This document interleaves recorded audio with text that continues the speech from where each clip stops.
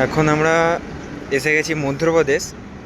তো এখান থেকে আর বেশি দেরি লাগবে না। দেখতে পাচ্ছ ব্যাঙ্গালোর টু রাজস্থান।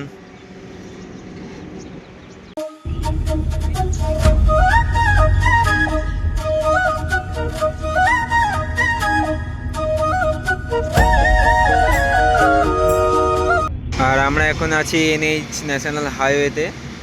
আর এখান থেকে রাজস্থান বেশিটা দূর নয়। তো আমরা এখনও 2-3 জায়গায় টিম দিয়ে তারপরে আমরা রাজস্থান পৌঁছাবো। এখনও নাস্তা করতে বাকি আছে। রাজস্থানে যাওয়ার কারণটা হচ্ছে রাজস্থানে আমরা ডেকোরেশন করতে যাচ্ছি। আর রাজস্থান তাজ হোটেল, সেখানে আমরা যাচ্ছি পুরো এই বাসটাতে করে।